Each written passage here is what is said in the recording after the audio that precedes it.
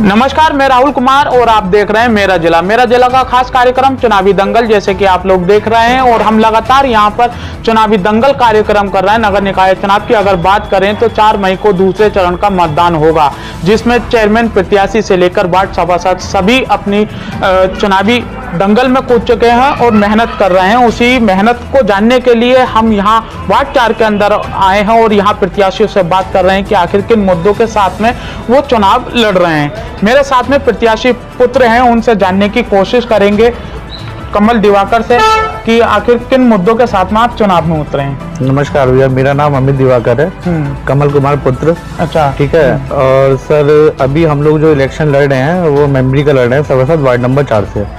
ठीक है। उसके कारण काफी है कि अभी तक ये सीट आई थी एससी मोर्चा में। ठीक है। तो उसी एससी मोर्चा में हम लोग इससे पहले भी सभासदी कर चुके हैं। मेरे बाबा जी थे, प्रेमवती दिवाकर दादी थी, उनके जो अंगनलाल दिवाकर हैं, तो उन्होंने सभासदी करी थी सन 2014 के अंदर। ठीक है। तो उसमें हम लोगों ने सर पूरे वार्ड में अगर आप देखें तो हम लोगों का सबसे अच्छा काम रहा है। जहाँ तक कि सड़क से लेके नाली से लेके सारा काम हम लोगों ने अपने हाथ से कराया है। और हमारा पूरा परिवार साथ साथ सभासदी के साथ साथ पूरे समाज ने भी, हमारे परिवार के सभी ने इसमें समर्थन किया है। दूसरी चीज, अभी हम लोग जो चुनाव का प्रचार कर रहे हैं, प्रचार के साथ साथ जो हमने देखा है पूरे वार्ड के अंदर काफी गलियों में ऐसा है कि नालियां बिल्कुल टूटी पड़ी हैं, उस पर काम ही नहीं हुआ है पूरे 5 साल के अंदर।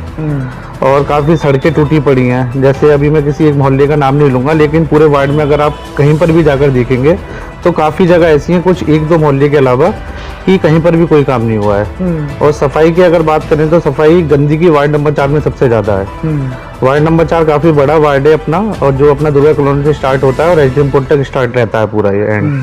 मंडी है, मंडी में अभी कुछ नई बस्तियां बनी है, जहाँ पर ना तो रात में अगर 7 बजे के बाद कोई निकले तो वहाँ पर लाइट की कोई सुविधा नहीं है। गलियों में अगर जा रहा है तो कीचड़ में पैर पड़ा है लोगों का। काफी लोगों ने ये भी बताया हम लोगों को, तो उस पे भी सर हम लोगों ने सपोर्ट करा है थोड़ा सा, और उस पे काम भी करेंगे। अभी पानी की समस्या हमने चुनावी दंगल में आपके जो पानी की समस्या का तो ऐसी बात करें कि अगर आप देखोगे पानी की समस्या वार्ड में कोई भी मोहल्ला इतना अच्छा नहीं है कि मतलब सभी लोग पैसे से भरपूर रहे हों।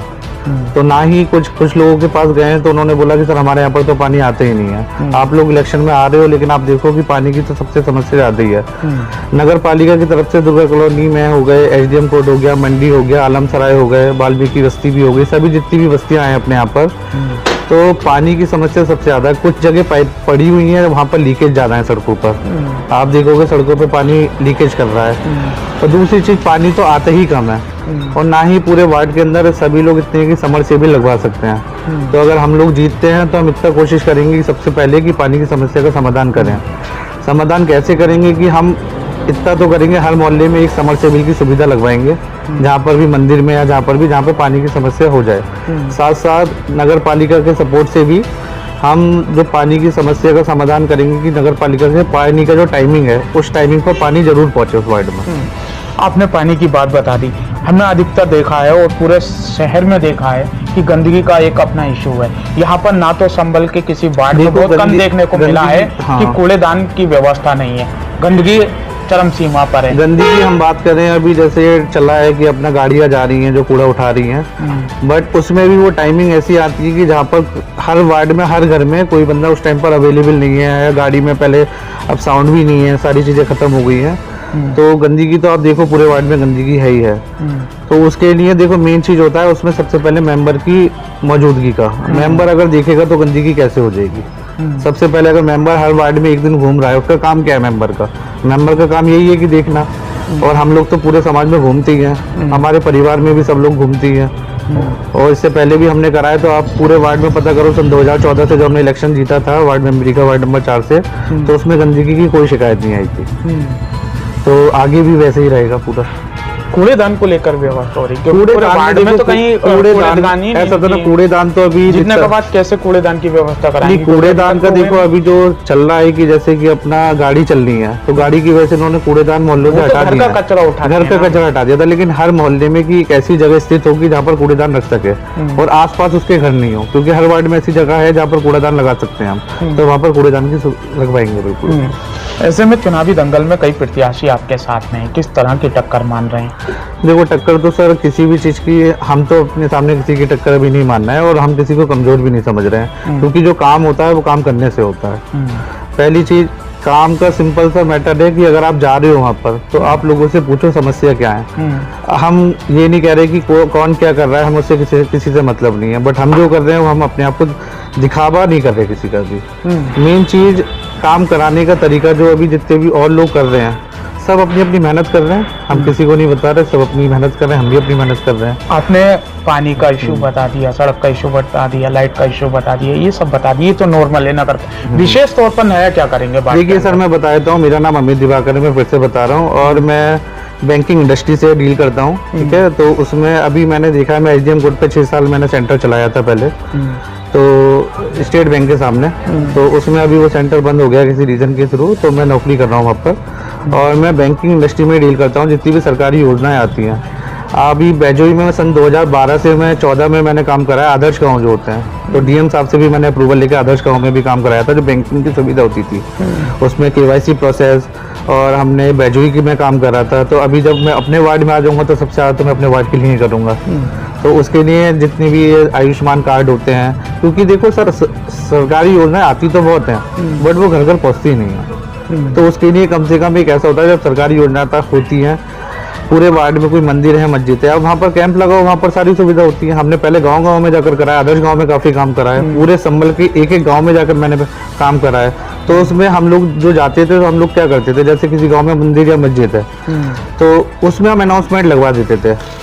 मंदिर के जो पुजारी होते थे, मौलाना साहब होते थे, तो वो पूरे वार्ड में पता चल जाती है कि हाँ, कि इन्होंने अनाउंसमेंट लगाया, ये योजना वहाँ पर आ रही है कैंपिंग के थ्रू। तो वैसे ही हम लोग यहाँ पर करेंगे, हर मोहल्ले में मंदिर है अपने यहाँ पर, मस्जिद है, तो उधर भी जाकर वो काम कराएंगे। अनाउंसमेंट लगवाओ, सभी को पता चलेगा, जो नहीं आ रहा है घर पे भी जाके बता सकते हैं हम लोग। तो ऐसा मेरा करने का प्लान है कि जो अगर हमारे पास ये हम जीतते हैं यहाँ से, तो हम लोग जो भी सरकारी योजनाएं आती हैं तो इस थ्रू भी हम बताएंगे, साथ साथ घर घर जाकर भी बताएंगे। हमने देखा है कि प्रत्याशी जीतने के बाद घर बैठ जाते हैं और कभी काम पड़ता है तो वो घर पर नहीं मिलते, ये लोगों का कहना है। सर मैं बता देता हूँ, वो इसलिए नहीं मिल पाते हैं क्योंकि आप जितने भी देखो इलेक्शन जो लड़ रहे हैं, अगर कोई एक दुकानदार है इलेक्शन लड़ रहा है, ठीक है, तो वो कहाँ पर मिलेगा घर पर? वो तो अपने टाइमिंग पर ही मिल पाएगा।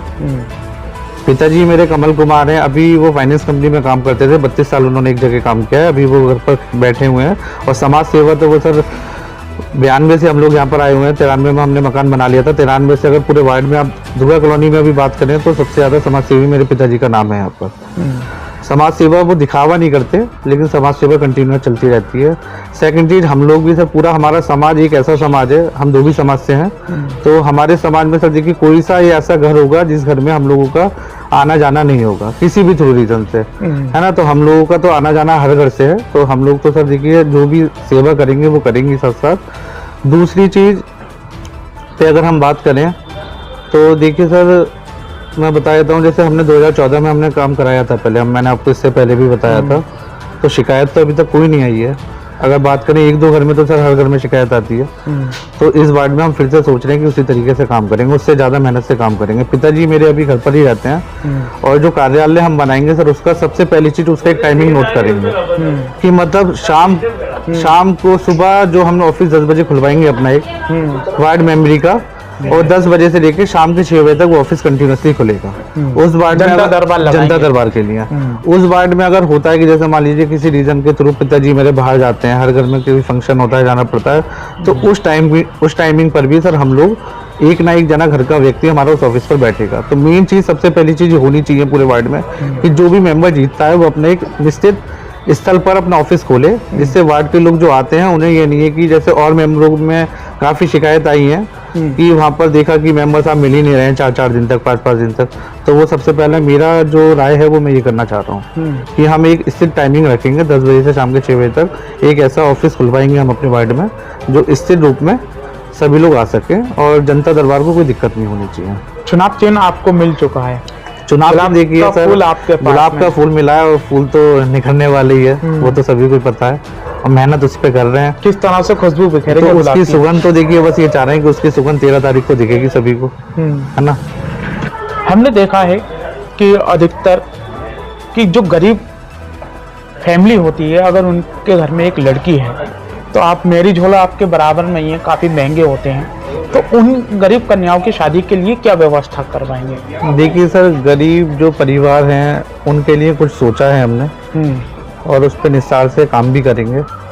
जो ग्राम समाज की जगह होती हैं, जैसे काफ़ी जगह हैं यहाँ पर, तो उस पर हम सोच रहे हैं कि नगर पालिका के सपोर्ट के साथ हम लोग और अपना भी सपोर्ट पूरा समर्थन के साथ हमारा जो समाज है उस समाज के थ्रू भी और जितना भी हमारे वार्ड नंबर 4 के जो सक्षम लोग हैं उन लोगों से भी बात कर हम उस जगह पर एक अच्छी धर्मशाला वगैरह का कार्यक्रम चालू कराएंगे, जो धर्मशाला बन सके, जिससे कि जो गरीब परिवार के लोग हैं, जैसे जिन लोगों के पास बजट नहीं हो पाता है, काफ़ी धर्मशालाएं महंगी हो रही है आजकल, तो उन लोगों के वो काम में आएंगी।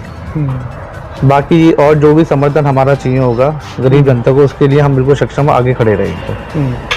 कार्यक्रम के अंत में हम सभी प्रत्याशियों को मौका देते हैं कि वो अपनी जनता से अपील कर सकते हैं। आप वार्ड 4 की जनता से क्या अपील करना चाहते हैं? मैं वार्ड नंबर 4 की जनता से ये अपील करना चाहता हूँ। मेरा नाम अमित दिवाकर है, कमल कुमार पुत्र, और मैं सभी से चाहता हूँ कि मेरे पिताजी को 4 मई को जो आने वाला इलेक्शन है उसमें अपना समर्थन दें और गुलाब के फूल पे चिल्ला के कामयाब बनाएं। धन्यवाद। तो देखा, मेरे साथ यहाँ पर प्रत्याशी पुत्र मेरे साथ में थे, उन्होंने यहाँ जो वार्ड की समस्या है उनको बताया और जीतने के बाद जो मुद्दे उनके हैं उन पर विकास करने की बात कही। अब देखना ये होगा कि 4 तारीख को मत करते समय जनता किन मुद्दों के साथ में यहाँ पर अपना मत करेगी। देखते रहें मेरा जिला का खास कार्यक्रम चुनावी दंगल में, और भी प्रत्याशियों से बात करेंगे और जानने की कोशिश करेंगे कि आखिर चुनावी दंगल में किन मुद्दों के साथ में प्रत्याशी उतरे हैं। संभल से मेरा जिला के लिए राहुल कुमार।